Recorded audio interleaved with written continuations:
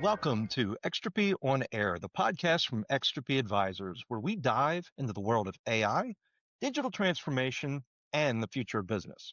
Each episode will bring you perspective from leaders, innovators, and experts across industries, all focused on helping organizations and, more importantly, people thrive in a changing world. Let's get started. This is Mike Jasper with Extropy. Today, I am joined by our CEO, Ravit Gutman. Ravit, good to be here with you. Hello, happy Friday, and so excited to be back, definitely, and share some stories today. I was going to say, it's Friday, and it's been a long week for you. You've been down in Orlando at the SSON conference. Love to get into that with you and get your thoughts of what you saw this week. Definitely. It's been quite a week. It's been very transformative for me to go to this conference, and I'm excited for us to deep in and talk a little bit about what we've seen there. Absolutely. I think there's a couple of main topics we need to cover today. There's all the new things you've kind of we had Women's Day, and there's some awards and some excitement that we need to share with the group as well. So let's jump into those topics. Let's start with what you took away from the conference. What were some of the biggest things that you saw that made you really start thinking on your drive home? Wow. I feel like every day I went through a different journey. I have to say this. I don't think I've ever had this in a conference. And more than anything, I think I went with one agenda of making sure that I'm going to the Women's Day. I was very excited for the fact that they did a Women's Day. And every day brought a whole new layer of interactions or sessions or innovation that things that weren't expected. If I can say one of the biggest takeaway that I took from this conference is really how rapid changes. I think especially for us, we've been seeing these type of conferences for so many years, that became a little bit of redundant sharing the same thing. I think we're seeing that now it's definitely all AI first, which again, as you know me, I'm not a fan of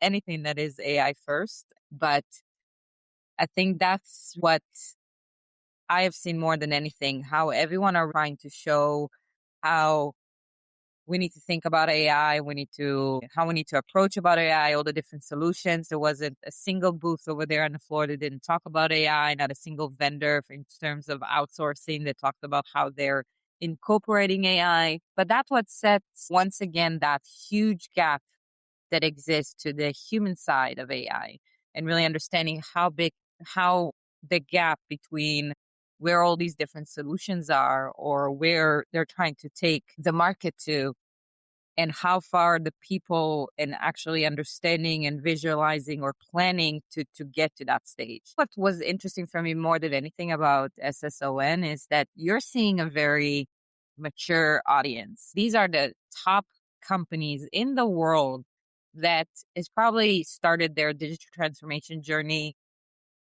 I want to say like about even a decade ago, really doing that frog leap in technology, always being ahead of the game. And that's where it's hard for them to understand how do we start breaking apart this ecosystem that we have built to digitize everything in finance and figure out how do we incorporate AI? Do we switch everything? Do we do the ERP?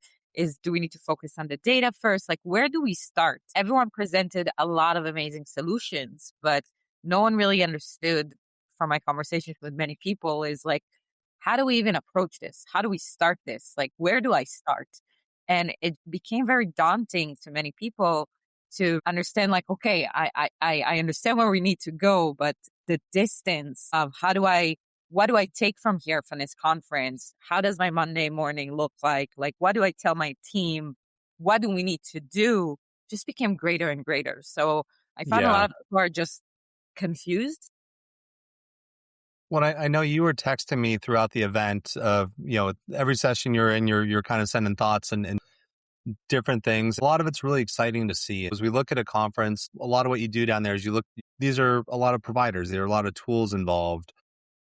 You and I have talked at length and in different podcast episodes, there's lots of great content out there.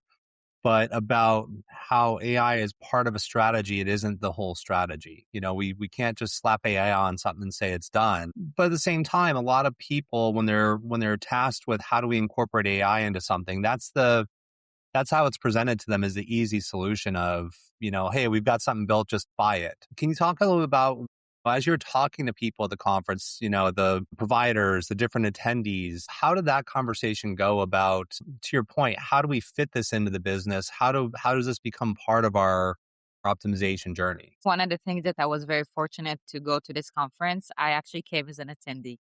I did not came as a vendor on the floor. I wanted to experience what an attendee feels and actually be on the floor, on the sessions, talk to people at lunch, like really understand what they're experiencing from that. And that was also a very unique way for me to approach this conference. Yeah.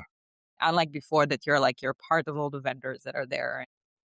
I'm going to say, you see, in the end of the day, many companies came there. When you ask them, which is a question that I always ask, like, what are you looking to get from this conference? Or what excited you the most from everything that you've heard? Across the board, everyone will tell you it's very exciting to hear where the technology is going. Everyone are very excited about this piece, seeing like the art of the possible that exists with these type of solutions. But in the same time, everyone were looking to hear and find someone that actually did it. That is something that even though you had the like studies and stories and different things that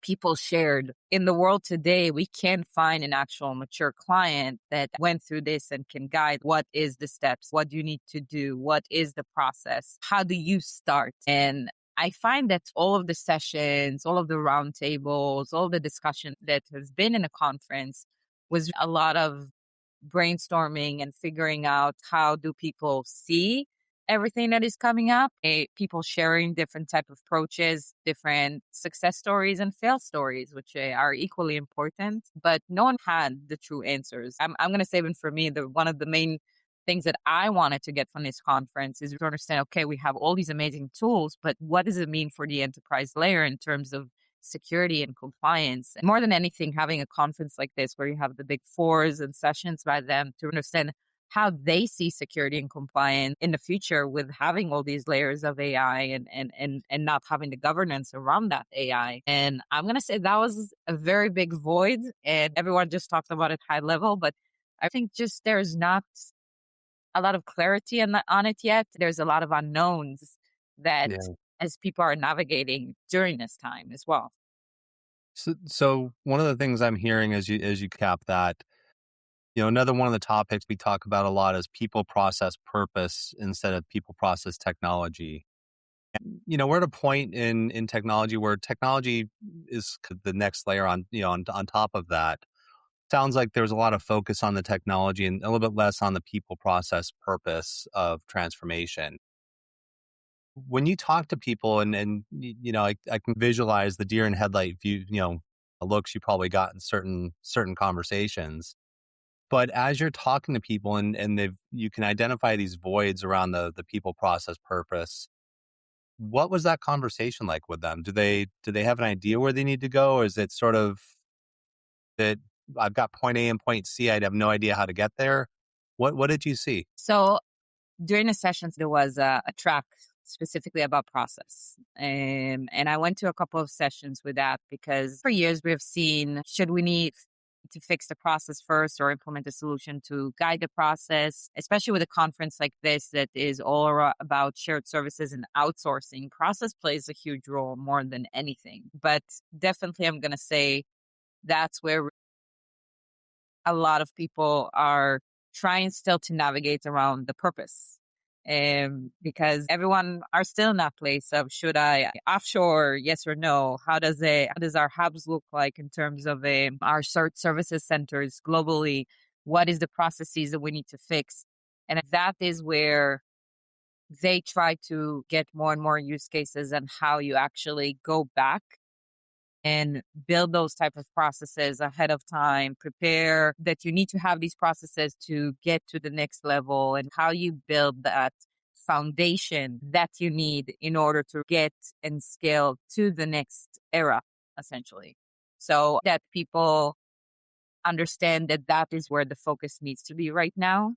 I'm going to say it was more about, again, the process, less about the people, because one of the biggest shift that we're seeing right now with the people aspect of this is that most of the like when you're looking at the AI use cases is about essentially efficiency saving, time saving, people savings. That is a subject that we have tried to avoid for a very long time, but that is getting the front center because this is how a lot of these solutions are pricing right now as well, in terms of what is the cost savings in terms of human capital in those areas. That was unfortunate to me. Like that was for me a big miss, that instead of how do we prepare our people to approach, if we're talking about POCs or figuring out where is the value that we can bring in the organization and bringing you different use cases, how we can approach the process, how do we sell this to our team to be a champion this in the organization. Instead of having that focus, I actually felt that it's more of, okay, where you can start building that process and roadmap and start cutting efficiencies on that human capital. That goes along, Ravit, with a lot of the conversations we have. And, that's an area Extropy excels is, let's start with the purpose. Let's understand what you're trying to accomplish. How are you defining success? Let's work backwards into the process, the people, and the technology to make sure we're all going in the same direction. We understand what's that successfully look like in a transformation. So it's always exciting to hear about the technologies and all the new things coming out. But I think your insights on there's still that gap of process and purpose is really important to have everybody understand, and and everybody to know that that's an area that Extropy is here to have that conversation with. Um, let's move topics here a little bit. International Women's Day. I know this is probably one of the closest things to your heart. Yes. Let's talk a little bit about your experience at SSON around Women's Day. And that was probably, again, one of the main reasons I came to to that day, because I think I love the fact that they've made a whole day about it. We're talking very important topics over there, and hearing some of the different ways women are leading today. And something that really hit me in one of the speaker sessions over there was how we're still having conversations that have not changed for so many years, and those challenges still exist, but that what stood out to me, that we're finally having these type of conversation, that understanding that the change comes with us. One of the things that we see, and we talked about there, it's how for a man, when they see like a job that they want to apply to, if a man sees that he qualifies 60% of it, he will go for it. It's like he feels, okay, he's good, he can apply for that job. But for a woman to apply to that job, she needs to make sure that she covers 100% of the job requirement. And even that, she would still try to convince herself why she's not a fit.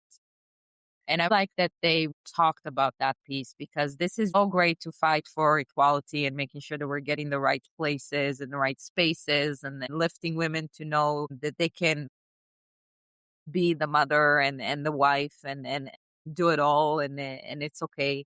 But changing some of the mindset and recognizing that this is a part of where we are today, is like things that we set ourselves up because we are blocking ourselves, because we just continuously think about things differently, and putting those statistics and studies in front of more and more female leaders are important.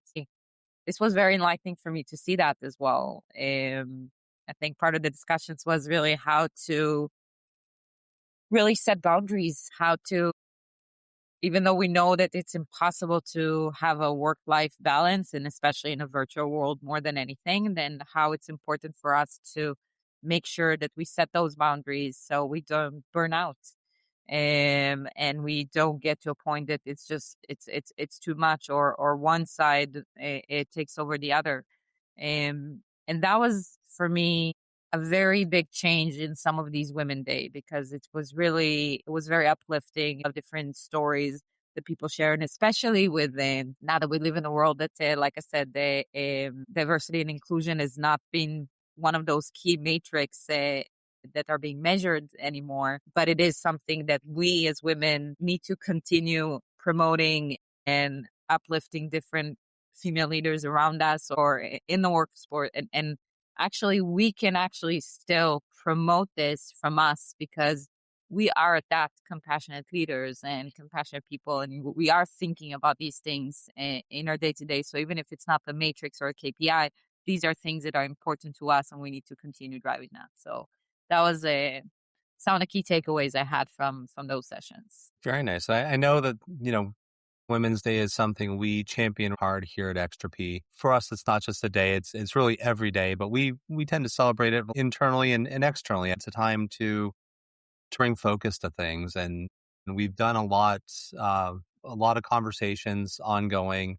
How did those kind of mirror what you had down in SSON? Are we talking about the same things internally at Extropy and in our messaging as you're hearing on a conference like that, or was there something a little bit different about it? It definitely reinforced everything that we do every day here. More than that, I feel that for me as a leader, as a women-owned business, it reinforced the thing that I knew it was important to me and are part of our ecosystem and who we are as a company. And I saw it as discussion topics on this International Women's Day. And you're right, it shouldn't be just discussed as a day. This is something that needs to be normalized all over. I think this is something that, yes, we don't do International Women's Day, we do a month essentially from celebrating that. But it is something personal. It's something that I've been, since the day we started Extropy, trying to figure out what does it mean for me to be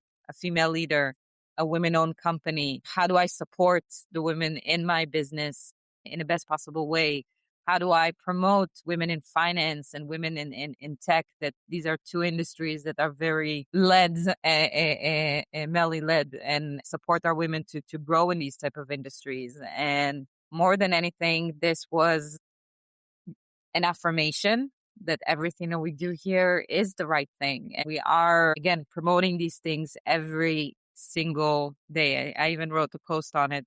On one of the things that are very important to me is normalizing your calendar and making sure that it's normal that you see that I have my kids' school event as I have my meetings that and everyone can, as I'm trying to get to the gym. And my life, it's here, and this is where it is, and I'm trying to juggle everything like everyone else. And by normalizing that, that's where your team steps up and knows, okay, she's gonna help me do this, and I'm gonna help her do that, because we're all trying to keep the balance in our life as much as possible.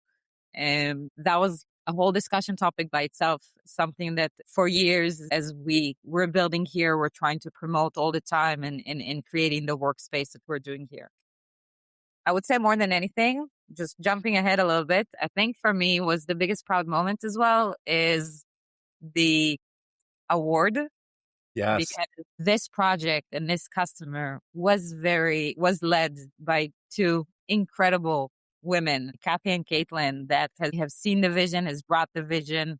And this was 100% women led on this project. And to see how everything comes for the fact that they won that award and working together with another women owned a company all together. And for me, wrapping it up and all in a bow and seeing how these two ladies, that one of their success stories is how they eliminated overtime for their team, and they were able to actually get more time to bring back home because of the transformation that they've done internally, and how it impacted their household, their employees' household, and helped shift the balance back to their employees, which was a huge success for them and what we are all about here every single day. Absolutely. So let's jump into that, because the last night of SSON, there was a big gala, black tie event, and they were presenting the 6th North American Finance Transformation Award. There's a lot of big organizations up for this award. There's Dexcom, there's Johnson and Johnson, Siemens. I saw Genpack, a number of different organizations, and spoiler alert, Dexcom wins. And that's what Ravit's referring to, is the journey that We went on with Dexcom and Bassware as the AP automation tool. Let's talk a little bit about that. First off, what was it like to see Dexcom win and have Dexcom be recognized in front of all their peers? I'm going to start by saying what it meant for me. Starting as a boutique consulting agency, I'm going to say being next to Genpack, Deloitte nominees, different things, and seeing this transformation story, the journey, and our client win that award was an affirmation for me that everything that we do here, all the work, the people focus, transformation, and that is the work that matters. Because in the end of the day, there were phenomenal transformation stories that were presented, and the fact that the award was granted to the transformation that happened and how it impacted the people side in that was to me also that recognition that people understand that it's all about the people and how we as an organization transform, how it impacts the people, how it impacts essentially the organization as a whole. It wasn't a transformation story that talked about just on matrix and cost savings and all of these different things. It really hit the core of really how it impacts the people. And that's really what they, on that speech that they gave the podium for as well, which for me was huge because this is really what we do and try to drive things differently every single day. Beside the matrix, like I said, and the cost savings and the efficiencies and all the benefits that you're seeing from a true transformation stories, but really how it's scaling up people in the organization and helping them open a whole journey of more and more possibilities to transform your organization. Because when people get time back, they get to think, they get to meet, they get to create, and they get to do so much more. That is that amazing story of Dexcom, because that was what they got back, and they were able to continuously roll this out globally and continue their impact story around the globe as they grow rapidly, as we can say, and as Dexcom does. I would say that very, very proud moment for me on that. It's also important to point out that the award is about results. It's not about transformation's hard. Every transformation has challenges. Every transformation has competing priorities that are happening. But one of the things that makes me so proud about this is that Dexcom went through that journey with us and Bassware, and they got to the point where they saw the results and they can feel that on a day-to-day basis. It's sort of that affirmation that, yes, what we did, how we prioritized this in our daily jobs, it was all worth it. We were able to get to this point where we are transformed and we can continue to optimize that, but we see real impact that we can quantify and we can share with the world. That to me is one of the things that makes it so fulfilling to see them get that award. I agree. And I'm going to connect it to something that I should be very much celebrated, that Dexcom chose the path of transforming and be able to do more with less instead of taking the outsourcing path. That's where really a lot of the celebration is here. It's how between choosing the right technology partner, working with Jasper from a solution perspective, and choosing the right implementation transformation partner through that, and making sure that you're able to scale as you need. And you're not just, again, offshoring or outsourcing the problem away and trying to get the cost savings from that aspect. They have transformed their organization to be able to grow and get and process much more with the same amount of people that they had in the beginning, not requiring to hire anyone and still not have that overtime. And that is one of the things that for me should be very much celebrated, because especially in a conference like this, that outsourcing is a lot of the discussions of that exist over there. The name. Yes, exactly. Shared services and outsourcing. So one of the things that I have continuously talked to people across the conference is that disconnect that exists between wanting to outsource and wanting to transform. Yeah. And that is broken model, that I'm hoping that we're gonna see some change coming up specifically on that space, because I think many of these companies, large organizations, have just outsourced the problem away, and they've put their entire purchase to pay, order to cash practices to a different outsourcing team. The people inside the organization want to implement the change, but you have another side that has no interest essentially in being part of the change. And there's no continuous improvement loop that exists between the two teams. We see that in our customers as well on a daily basis as well. That is something that is still a pain point.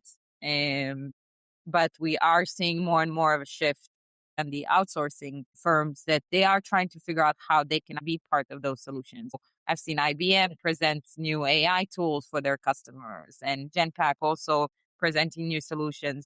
We're seeing that they're more and more trying to come up with their own operating systems to help with that. People are still working on figuring out what is the purpose and the new roles that will exist post outsourcing. I had a lot of conversations on that, and that's going to be it's part of the things that we talk about all the time with our customers, and how we are essentially working between our grinders and minders and finders within the organization, and how we're setting our team to success to be part of the solution with offshoring. That's why personally I think Dexcom is such a huge success story, and I love that they received that award, because it wasn't a story of how we outsourced and put automation in. It was actually a story of how we put a solution in, and we were able to do now much more with the team that we have. We've covered a lot of big topics today, a lot for a conference recap here, but we talked through the AI journey and how important process and purpose are in that. We talked through the Women's Day and how we can continue to empower women, and how women can empower themselves through day-to-day activities in their job and their life. We talked a lot about some of the things that made Dexcom successful here in their journey. For anybody listening, if any of those topics ring true to you, or if you know somebody, a colleague or a friend that those points are things you've talked to them about, share this episode with them, and we'd love to have them listen, and always here for a conversation. If there's additional questions, things that you have on your mind that maybe we touched on and we didn't fully cover, reach out to us. It's always a pleasure to talk to not just our clients, but the people in this industry that make it special. Ravit, appreciate you being here with us today. Do you have any final words before I let you get back to catching up after a busy week? Yes. In general, I want to say how excited and hopeful I am with some of the solutions that I've seen. And more than anything, some of the solutions that were hiding in the side that no one even heard about, or solutions that came in the past 2 years that are really, we're going to see more and more of them, I believe, coming up in the near future, because that's one of the things that stood out to me the most is how the conference floor, and I think we talked about it in the last IOFM we were in as well, has completely changed. You've always had the vendors that have been there for the 20, 30, 40 years and that have led the market. But every conference we go, we see more and more solutions coming up that are extremely, extremely exciting, because they're the one that are rethinking on how AP is going to look like, how order to cash is going to look like, how all the different functionalities in finance are going to be in the future. And we're keeping an eye on them. And we're going to be following through and continuously looking and evaluating the best solutions that exist today in the market. The little geek girl inside of me was very excited to see some of the solutions over there and really have some very interesting AI model conversations and where the future is going for finance. So so stay tuned on that as well. I can do a whole episode on some of the tools that we've seen there, and how, more than anything, the orchestration of finance is going to look like. I would love to have a whole session about that, to talk about how that is going to change and how we manage finance in the future with different type of agents and skills. But that's to another day. It sounds like we're filling up our podcast calendar here. Yeah. Well, lots of good content coming. Yes. And it's always a pleasure, first of all, Mike, to have this type of conversation. I think I love that I get to share this with you and with everyone else. And I can't wait for this weekend just to compile everything and look at it from and see everything that I've received from this conference. And looking forward to our next conference. It's coming up right around the corner, coming up in May at IFM again. And I'm hoping to see you there with me soon. So. Two Looking forward to conferences.